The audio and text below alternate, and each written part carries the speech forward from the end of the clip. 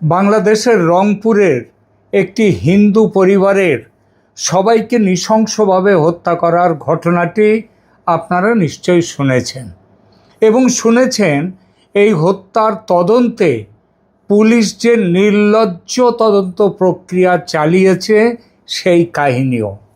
এখনকার প্রতিবেদন এই মর্মন্তুদ বিষয়টি নিয়ে এবং পুলিশের নির্লজ্জ তদন্ত নিয়ে। একটি বাড়িতে 4 জন মানুষ থাকতেন, বাবা, মা, তাদের তরুণী কন্যা এবং মাত্র 12 বছরের একটি ছেলে। বাবা গণপতি চক্রবর্তী সারা জীবন শিক্ষকতা করেছেন, রংপুর জেলা স্কুলের ছাত্রদের মানুষ করেছেন। গত ডিসেম্বরেই অবসর নিয়েছিলেন। অবসরের পরে একটু নিশ্চিন্ত জীবন কাটাবেন, অসমাপ্ত বাড়িটির কাজ শেষ করবেন, এমনই স্বপ্ন ছিল। কিন্তু আজ সেই বাড়িতে আলো জ্বলে না। একটা চিতায় বাবা, আর একটা চিতায় মা, তৃতীয় চিতায় তাদের তরুণী কন্যা, চতুর্থ চিতায় 12 বছরের পুত্র সন্তান। একসঙ্গে শেষ হয়ে গেল একটা গোটা পরিবার। এবং এত বড় হত্যাকাণ্ডের পর বাংলাদেশের পুলিশ যে গল্পটি শোনাচ্ছে সেটি শুনে শুধু বিস্মিত নয়, আতঙ্কিত হতে হয়। পুলিশ বলছে 2 যুবক গণপতিবাবুর বাড়ির ছাদে বসে নেশার দ্রব্য ইয়াবা খাচ্ছিল। গণপতিবাবু নাকি তাদের দেখে ফেলেন, তাই তাকে হত্যা করা হয়। এরপর একে একে স্ত্রী, কন্যা এবং শিশুপুত্রকেও মেরে ফেলা হয়, যাতে কেউ হত্যাকারীদের চিনিয়ে দিতে না পারে। শিশুপুত্রটি ঘুমোচ্ছিল, তার দেখে ফেলার কোনো উপায় ছিল না, পুলিশের ভাষ্য। তবু ঘুমন্ত অবস্থায় তার নাকে মুখে বালিশ চাপা দিয়ে মেরে ফেলা হয়। তারপর খুনিরা নাকি সেই বাড়িতেই কয়েক ঘন্টা কাটায়, স্নান করে, ফ্রিজ খুলে খেজুর আর শশা খায়, ঘর তছনছ করে এবং বাড়িতে তালা লাগিয়ে চলে যায়। 2 জন নেশাড়ু যুবককে গ্রেপ্তারও করা হয়েছে। দুজনেই হিন্দু। তারা ম্যাজিস্ট্রেটের সামনে 164 ধারায় অপরাধ স্বীকার করেছেন বলে পুলিশ জানিয়েছেন। ব্যাস, হয়ে গেল রহস্যের সমাধান। মৃতদেহ পোড়াবার জন্য ছেড়ে দেয়া হলো, দ্বিতীয় পোস্টমর্টেমের জন্য রাখা হলো না। দেখা হলো না তরুণী কন্যা কোনো ধর্ষণের শিকার হয়েছেন কিনা। মনে পড়ছে খুব সঙ্গত কারণে কলকাতার আরজি কর হত্যাকাণ্ডে তড়িঘড়ি দেহ পুড়িয়ে দেওয়ার ঘটনা। এখানেও বিশেষ তদন্তের জন্য দেহ সংরক্ষণের ব্যবস্থা রাখা হয়নি।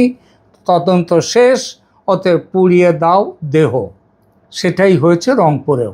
কিন্তু সত্যি কি তদন্ত শেষ হয়েছে, নাকি বাংলাদেশের মানুষকে আরও একবার নতুন একটি জজ মিয়া নাটক দেখতে বাধ্য করা হচ্ছে? আমি বলছি না গ্রেপ্তার হওয়া 2 যুবক নির্দোষ, এটা আমি কখনোই বলছি না, আর এই মুহূর্তে তো বলছিই না। আমি এটাও বলছি না যে পুলিশের বক্তব্য পুরো মিথ্যে। কিন্তু এতগুলো অসঙ্গতি আছে যার উত্তর না দিয়ে শুধু একটি স্বীকারোক্তিকে সামনে এনে তদন্ত শেষ করে দিলে সন্দেহ উঠবেই। কারণ বাংলাদেশের ইতিহাস বলছে পুলিশের হেফাজতে তৈরি স্বীকারোক্তি কখনো কখনো সত্য উদ্ঘাটনের অস্ত্র নয়, বরং সত্য চাপা দেওয়ার পর্দা হয়ে ওঠে।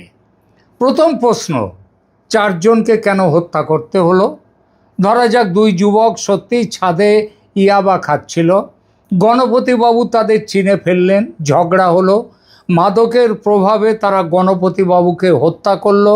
ভয়াবহ, কিন্তু অপরাধের জগতে এমনটা অসম্ভব নয়। কিন্তু তারপর তার স্ত্রীকে শ্বাসরোধ করে হত্যা করা হলো। উচ্চশিক্ষিতা তরুণী কন্যাকে কয়েক মিনিট ধরে গলায় দড়ি পেঁচিয়ে হত্যা করা হলো। শেষে 12 বছরের ঘুমন্ত শিশুকে কাপড় ও বালিশ চাপা দিয়ে হত্যা করা হলো।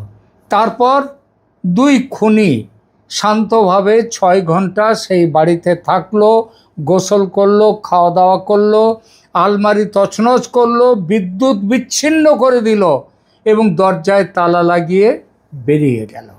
এই তো পুলিশের গল্প। আচ্ছা, এসব কি এতগুলো ঘটনা কি হঠাৎ রাগের মাথায় ঘটে যাওয়া কোনো অপরাধের আচরণ হতে পারে, নাকি ঠান্ডা মাথায় আলামত বা প্রমাণ লোপাট করে অন্যরকম দৃশ্য তৈরি করার চেষ্টা? এটা পুলিশ বলছে ডাকাতির ঘটনা বলে দেখানোর জন্যে নাকি ঘর তছনছ করা হয়? তাহলে প্রশ্ন, পুলিশ প্রথমে ঘটনাটিকে সম্ভাব্য ডাকাতি বলেছিল কেন? তখনই তো বলতে পারত এটা ডাকাতির ঘটনা, ডাকাতি করার জন্য তারা এসেছিল। তারপর বিদ্যুৎ কখন এবং কোথা থেকে বিচ্ছিন্ন হয়েছিল সেটা কি পুলিশ দেখেছে? খুনের আগে না পরে? বাড়ি থেকে টাকা, গয়না কিংবা মোবাইল ফোন কি কিছু উধাও হয়েছে সেটা কি পুলিশ দেখেছে? আরও ভয়ঙ্কর তথ্য, স্বজনদের হাতে মৃতদেহ তুলে দেওয়ার পরে তারা দেখেছে নিহতদের মুখ পোড়ানো হয়েছে। সিআইডির একজন কর্মকর্তা বলেছেন মুখে কোনো দাহ্য পদার্থ ঢালা হয়ে থাকতে পারে। কী ধরনের দাহ্য পদার্থ? সেটা সঙ্গে নিয়েই কি তারা ইয়াবা খেতে উঠেছিল ছাদে? তা যদি হয়ে থাকে তবে নেশা করতে এসেছিল তারা, নাকি খুন করার পরিকল্পনা নিয়ে এসেছিল? তাহলে তো পুলিশের যে থিসিস যে ইয়াবা খাওয়া দেখতে পাওয়ার ফলেই রাগের মাথায় এই খুন, সেই থিসিসটা তো বিসমিল্লাহ গলদ এটা প্রমাণ হয়ে যায়। ইয়াবা খেতে দেখে ফেলায় খুন, তারপর মুখ পুড়িয়ে দেওয়ার প্রয়োজনটাই বা কী? পরিচিত মানুষদের পরিচয় গোপন করার জন্য, নাকি অপমান করার জন্য মৃতদের, নাকি ফরেনসিক আলামত নষ্ট করার জন্য? মুখে কি তাহলে অন্য কিছু ছিল যে আলামত নষ্ট করার দরকার হয়েছিল, নাকি গোটা ঘটনার পেছনে আরও গভীর কোনো কাহিনী, গভীর কোনো বিদ্বেষ ছিল? কি সেই বিদ্বেষ? এই প্রশ্নগুলোর উত্তর পুলিশ খোঁজেনি, খোঁজার চেষ্টাও করেনি, ফলে আমরাও সেটা জানতে পারছি না। দ্বিতীয় প্রশ্ন, টাকার সূত্রটা কেন গুরুত্ব পাচ্ছে না? গণপতি চক্রবর্তী গত বছরের 31শে ডিসেম্বর অবসর নিয়েছিলেন। তার স্কুলের প্রধান শিক্ষকের বক্তব্য অনুযায়ী বাড়ির অসমাপ্ত অংশের কাজ করার জন্য তিনি প্রভিডেন্ট ফান্ড থেকে 15 লাখ টাকা তুলেছিলেন মাসখানেক আগে। সামাজিক মাধ্যমে 60 লাখ টাকা পাওয়ার দাবি ঘুরছে, কিন্তু সেই অঙ্কের নির্ভরযোগ্য নথি এখনও প্রকাশিত হয়নি। আচ্ছা, ডিসেম্বরে যদি তিনি অবসর নিয়ে থাকেন, তাহলে এখনও অবধি মানে 1 মাস আগে তিনি 15 লাখ টাকা প্রভিডেন্ট ফান্ড থেকে তুলেছেন। তার মানে প্রভিডেন্ট ফান্ডের টাকা হয়তো 15 লাখ জমেছিল, কিন্তু তার বাকি টাকাগুলো তাকে পেমেন্ট করা হয়েছিল কি হয়নি সে খবর কেউ জানে না। আর এই জন্যই বাজারে একটা কথা শোনা যাচ্ছে যে তিনি 60 লাখ টাকা নাকি অবসরের পরে তিনি পেয়েছিলেন। যদিও সরকারের এখন যা অবস্থা, তাতে অবসরের পর 60 লাখ টাকা দেওয়ার মতো ক্ষমতা কিংবা ইচ্ছা সেটা এই সরকারের আছে কিনা বলা যায় না। তবে 15 লাখ টাকা যে তিনি তুলেছেন সেই তথ্যটি সংবাদ মাধ্যমে প্রধান শিক্ষকের বক্তব্য সহ এসেছে। সেই টাকা কোথায় ছিল? ব্যাংকে না বাড়িতে? হত্যার পর সেই টাকা অক্ষত আছে কি না? পুলিশ কি ব্যাংকের হিসাব পরীক্ষা করেছে? আরও গুরুত্বপূর্ণ, গণপতিবাবুর বড় ভাই গোপীনাথ চক্রবর্তী প্রকাশ্যে জানিয়েছেন বাড়ি নির্মাণের সময় চাঁদা চাওয়া নিয়ে বিরোধ হয়েছিল।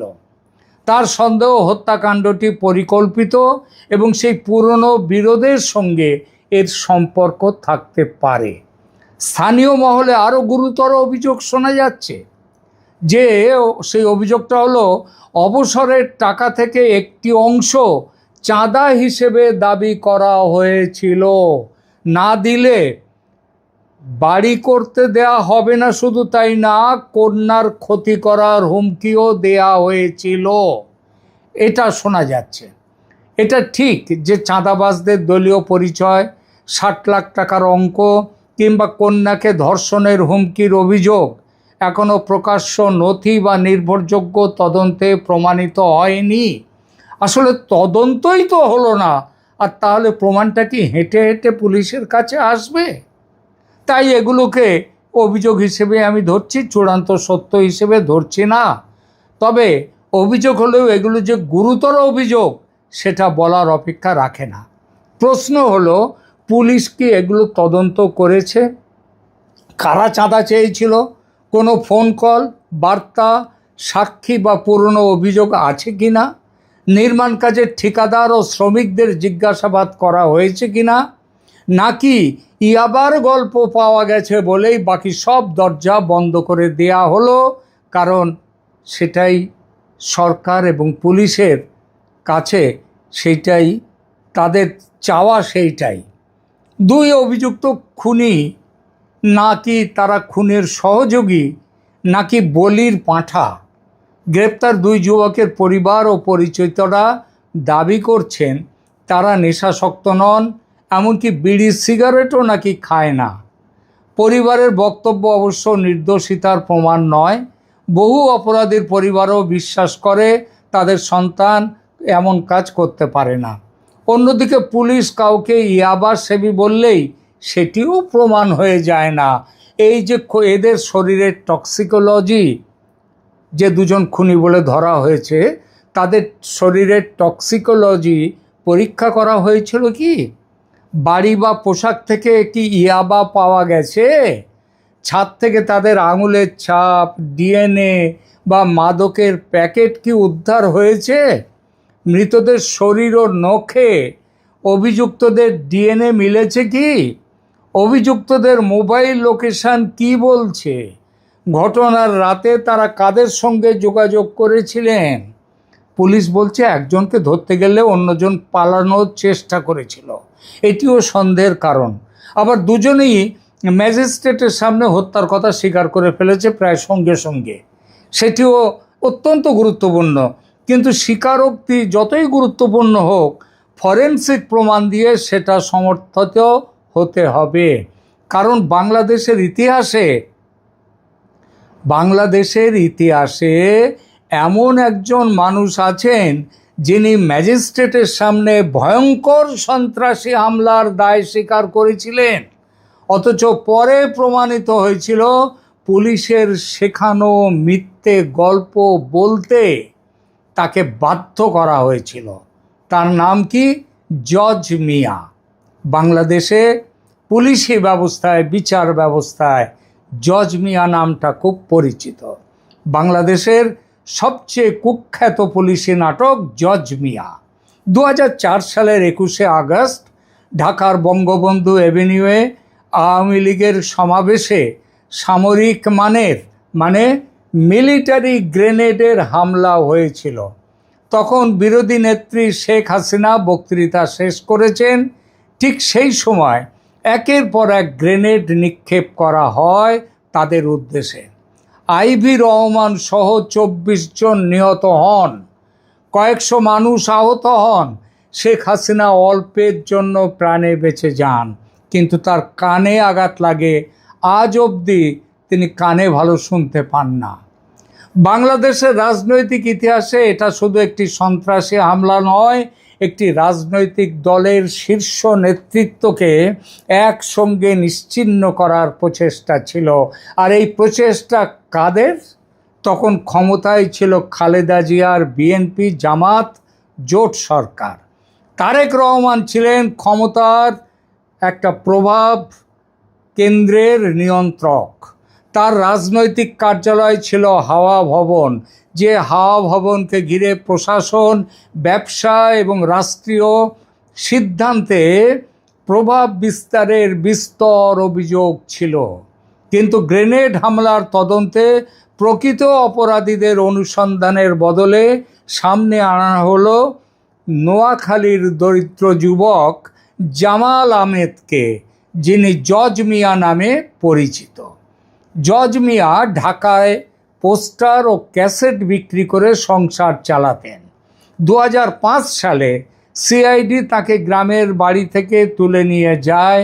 রিমান্ডে নির্যাতন করা হয়, ক্রস ফায়ারে মেরে ফেলার ভয় দেখানো হয়। বলা হয় পুলিশের শেখানো বক্তব্য অনুযায়ী স্বীকারোক্তি দিলে তিনি বাঁচবেন, তাকে বিদেশে পাঠানো হবে এবং তার পরিবারের দায়িত্ব নেওয়া হবে। এরপর জজ মিয়া ম্যাজিস্ট্রেটের সামনে 164 ধারায় স্বীকারোক্তি দিলেন।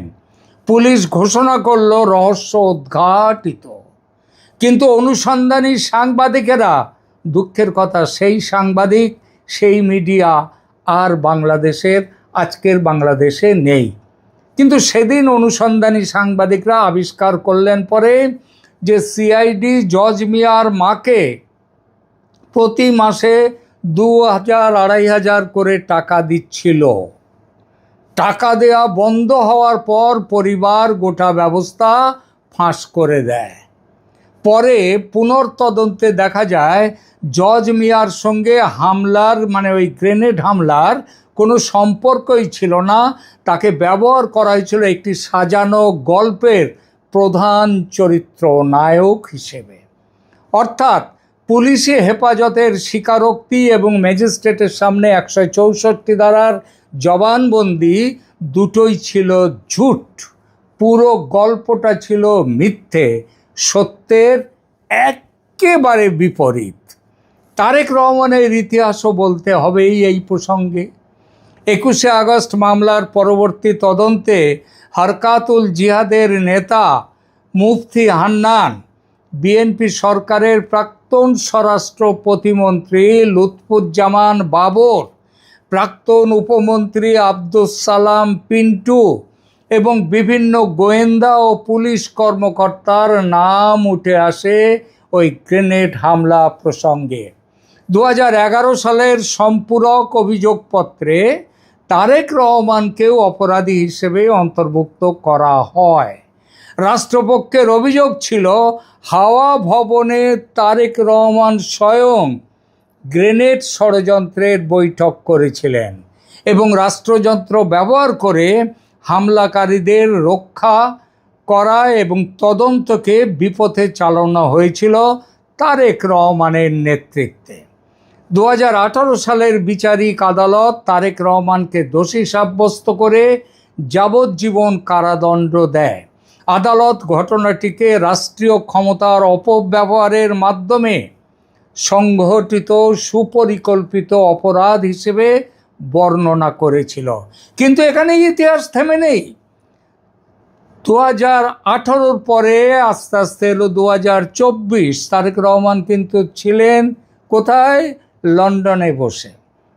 2024 সালে হাসিনার পতনের পর মোহাম্মদ ইউনূস সরকারের ব্যবস্থাপনায় বাংলাদেশের হাইকোর্ট তারেক রহমান সহ সমস্ত অভিযুক্তদের খালাস দেয়। আদালত ওই যে সম্পূরক অভিযোগপত্র চার্জশিট সেটাকে তার যে স্বীকারোক্তি, সাক্ষ্য, বিচার প্রক্রিয়ায় গুরুতর আইনি ত্রুটি দেখতে পেয়ে এই সিদ্ধান্ত নিয়েছিল যে এরা কেউ অপরাধী নয়। এরপর 2025 সালে সুপ্রিম কোর্টের আপিল বিভাগও সেই খালাস বহাল রাখে।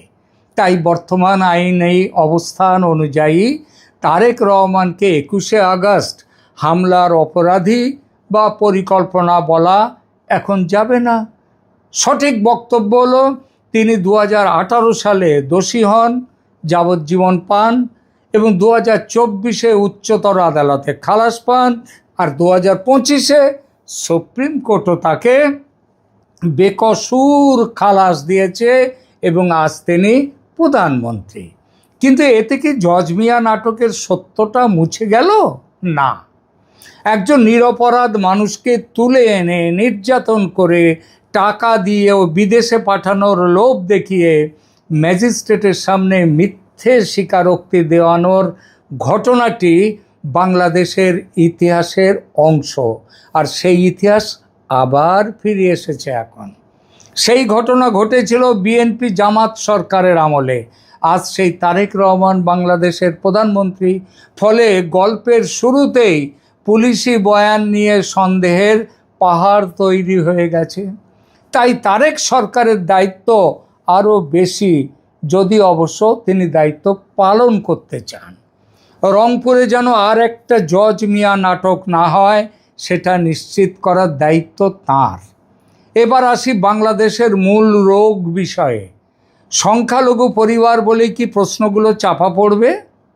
গণপতি চক্রবর্তীর পরিবার হিন্দু পরিবার, শুধু এই পরিচয়ের ভিত্তিতে হত্যাকে সাম্প্রদায়িক অপরাধ ঘোষণা করা এখনই হয়তো ঠিক নয়, কারণ সাম্প্রদায়িক উদ্দেশ্যের নির্দিষ্ট প্রমাণ এখনও প্রকাশিত হয়নি।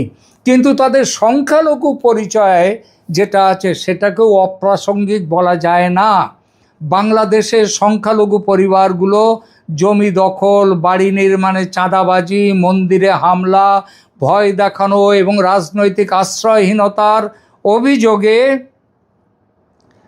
অভিযোগ এসবগুলো বহুদিন ধরে হয়ে আসছে। যখন কোনো সংখ্যালঘু পরিবারের 4 জন একসঙ্গে খুন হন এবং পূর্ববর্তী চাঁদাবাজির অভিযোগ ওঠে, তখন রাষ্ট্রের দায়িত্ব শুধু 2 যুবককে ধরে প্রেস কনফারেন্স করা নয়। 2 জন হিন্দু যুবককে ধরল পুলিশ, আর তার ফলে ঘটনার সাম্প্রদায়িক অ্যাঙ্গেল উধাও হয়ে গেল, কর্পূরের মতো উবে গেল। এটা কোনো বিশ্বাসযোগ্য গল্প নয়। রাষ্ট্রকে প্রমাণ করতে হবে হত্যার পেছনে সাম্প্রদায়িক বিদ্বেষ ছিল কিনা, চাঁদাবাজির অভিযোগ সত্যি কিনা, কোনো রাজনৈতিকভাবে প্রভাবশালী ব্যক্তি যুক্ত কিনা, ধৃত 2 জন একাই অপরাধ করেছে না তাদের পেছনে অন্য নির্দেশদাতা ছিল, পরিবারের অর্থ সম্পত্তি দখলের কোনো পরিকল্পনা ছিল কিনা, এবং এর পেছনে সাম্প্রদায়িক অ্যাঙ্গেল কতটা তীব্র ছিল কিনা। তারেক রহমানের সরকার যদি ভেবে দেখে সংখ্যালঘুদের শুধু উৎসবের সময় নিরাপত্তা দেবেন আর সেটুকু নিরাপত্তা দিয়ে দায়িত্ব শেষ করবেন, সেটা চলবে না। সংখ্যালঘুর বাড়ি, জমি, কন্যার সম্মান এবং জীবনকে সমান মূল্য দিতে হবে, নইলে নাগরিকত্ব আমার সোনার বাংলা ওর কথাগুলো কাগজে থাকবে, নিরাপত্তা থাকবে সংখ্যাগরিষ্ঠের অনুমতির ওপর, তাদের মর্জির ওপর, বাংলাদেশে যেটা সাধারণ রোগের লক্ষণ। এবার আসি বিচার ব্যবস্থার নামে যে প্রহসন চলছে বাংলাদেশে, সেই প্রসঙ্গে 2টো কথায়। বিচার ব্যবস্থা বলতে শুধু বিচারকের এজলাস বোঝায় না, পুলিশ, তদন্তকারী সংস্থা, ফরেনসিক বিভাগ, সরকারি আইনজীবী সব মিলিয়ে ফৌজদারি বিচার ব্যবস্থা। কিন্তু এই পুলিশ যদি প্রথমেই ভুল বা সাজানো মোটিভ স্থির করে থাকে, পরে সব প্রমাণকে সেই গল্পের সঙ্গে মেলাতে থাকে, তাহলে আদালতে পৌঁছানোর আগেই বিচার বিকৃত হয়ে যায়। আর আদালতের যে বিচারকদের, তাদেরকে কিভাবে তাড়িয়ে দিয়ে ওই 2024 আগস্টের বিপ্লব, তথাকথিত বিপ্লবের পর নতুন লোকদেরকে সেখানে বসানো হয়েছে, তাদের রাজনীতি দেখে, তাদের বিচার ব্যবস্থায় তারা যেভাবে করছে সেগুলো দেখে, তাদের রাজনৈতিক মতামত দেখে, তাহলে বিচার তো বিকৃত হবে। জজ মিয়া মামলায় ঠিক সেটাই হয়েছিল। আবার রাজনৈতিক সরকার বদলের সঙ্গে যদি তদন্তের কাহিনী, আসামির তালিকা, আদালতে উপস্থিত প্রমাণ সব বদলে যায়, তাহলে সাধারণ মানুষ কাকে বিশ্বাস করবে? শুনতে পাচ্ছেন বাংলাদেশের বিচারপতিরা, প্রধান বিচারপতি, বাংলাদেশের প্রধানমন্ত্রী 2004 থেকে 2025 একই গ্রেনেড হামলা নিয়ে 4টে শাসন পর্বে 4 রকম তদন্ত, রাজনৈতিক কাহিনী তৈরি হয়েছে। 24 জন মারা গেলেন, কয়েকশো মানুষ আজও শরীরে স্প্লিন্টার নিয়ে বেঁচে আছেন। কিন্তু 2 দশকের পরে সর্বোচ্চ আদালতে সব অভিযুক্ত খালাস। তাহলে হামলাটা করলো কে? এই প্রশ্নের উত্তর আজও যদি না পাওয়া যায়, তবে সেটা শুধু একটা মামলার ব্যর্থতা নয়, বাংলাদেশের গোটা বিচার ব্যবস্থার ব্যর্থতা। বাংলাদেশের পচে যাওয়া বিচার ব্যবস্থার দুর্গন্ধের পরিচয় এগুলো। রংপুরের ক্ষেত্রে যেন সেই একই পরিণতি না হয়। কি করতে হবে তারেক রহমান সরকারকে? প্রথমত পুলিশি প্রেস ব্রিফিংকে চূড়ান্ত সিদ্ধান্ত হিসেবে যে প্রচার করা হচ্ছে, সেই প্রচার বন্ধ করতে হবে এক্ষুনি। দ্বিতীয়ত সিআইডি ও ফরেনসিক বিশেষজ্ঞদের দিয়ে স্বাধীনভাবে সমস্ত প্রমাণ পরীক্ষা করাতে হবে। তৃতীয়ত অভিযুক্তদের mobile location, call record, DNA, আঙুলের ছাপ, সিসিটিভি ফুটেজ প্রকাশযোগ্য পর্যায়ে আদালতে জমা দিতে হবে। চতুর্থত গণপতিবাবুর ব্যাংকের হিসাব এবং অবসরের অর্থের গতিপথ পরীক্ষা করতে হবে। পঞ্চমত, বাড়ি নির্মাণের সময় কারা চাঁদা চেয়েছিল তাদের নাম, রাজনৈতিক পরিচয় এবং অভিযুক্তদের সঙ্গে যোগাযোগ খতিয়ে দেখতে হবে। ষষ্ঠত, মুখ পোড়াতে ব্যবহৃত পদার্থটা ঠিক কী এবং কেন ব্যবহার হয়েছিল তার ফরেনসিক উত্তর দিতে হবে। সপ্তমত, সংখ্যালঘু সম্প্রদায়ের প্রতিনিধি, মানবাধিকার কর্মী এবং পরিবারের আইনজীবীকে তদন্তের অগ্রগতি নিয়মিত জানাতে হবে। প্রয়োজনে বিচার বিভাগীয় তদন্ত কমিশন গঠন করা হোক। শুধু পুলিশ নিজের তদন্ত নিজেই যাচাই করলে সন্দেহ দূর হবে না। শেষ কথা তাহলে কি বন্ধুরা, গণপতি চক্রবর্তী শুধু একজন হিন্দু শিক্ষক ছিলেন না, তিনি বাংলাদেশের একজন নাগরিক ছিলেন। তার স্ত্রী, তার উচ্চশিক্ষিত কন্যা, 12 বছরের শিশুপুত্র, তারা কোনো রাজনৈতিক পরিসংখ্যান নন। তাদের প্রত্যেকের একটা জীবন ছিল, ভবিষ্যৎ ছিল, স্বপ্ন ছিল। আজ 4টি জীবন নিভে যাওয়ার পর সবচেয়ে বড় অপরাধ হবে তাদের মৃত্যুকেও একটা সুবিধাজনক পুলিশি গল্পের নিচে চাপা দিয়ে দেয়া। গ্রেপ্তার 2 যুবক অপরাধী হলে বৈজ্ঞানিক প্রমাণ দিয়ে তাদের সর্বোচ্চ শাস্তি নিশ্চিত করা হোক। কিন্তু তাদের পেছনে কোনো নির্দেশদাতা থাকলে, কোনো চাঁদাবাজ গোষ্ঠী থাকলে, কোনো রাজনৈতিক ছত্রছায়া থাকলে, কোনো সাম্প্রদায়িক অ্যাঙ্গেল থাকলে, সেই অ্যাঙ্গেল কারা এনেছে তাদেরও সামনে আনতে হবে। 2 দরিদ্র বা নিম্নবিত্ত যুবককে 4টি হত্যার সম্পূর্ণ দায় দিয়ে প্রভাবশালীদের বাঁচিয়ে দেওয়া হলে বাংলাদেশের মানুষ আবার বলবে, জজ মিয়া মরেনি, শুধু তার নাম বদলেছে। প্রধানমন্ত্রী তারেক রহমানের সামনে তাই এটি শুধু একটি হত্যা মামলা নয়, তার সরকারের বিশ্বাসযোগ্যতার পরীক্ষা। যে রাজনৈতিক শাসন আমলে জজ মিয়ার মতো কলঙ্কজনক ঘটনা ঘটেছিল, সেই একই দলের বর্তমান সরকারকে প্রমাণ করতে হবে এবার তারা আর সেই আগেকার যা করেছিলেন সেটা পুনরাবৃত্তি করবেন না। ভারত সরকার এখনো এই হত্যাকাণ্ড নিয়ে কোনো মন্তব্য করেনি, কিন্তু বোধহয় করেনি এই জন্যেই করেনি যে বাংলাদেশ সরকারের পুলিশ মাথা খাটিয়ে ভালো একটা বুদ্ধি বার করেছে। 2 হিন্দু যুবককে গ্রেপ্তার করে হিন্দুকে খুন করেছে, অতএব এর মধ্যে সাম্প্রদায়িক ব্যাপার নেই। এই থিসিস বাজারে ছেড়ে ভারত সরকারকে মন্তব্য করা থেকে সম্ভবত দূরে রেখেছে। তবে কথাটা হলো, ভারতের বিবৃতি সংখ্যালঘুদের নিরাপত্তার একমাত্র ভরসা হতে পারে না।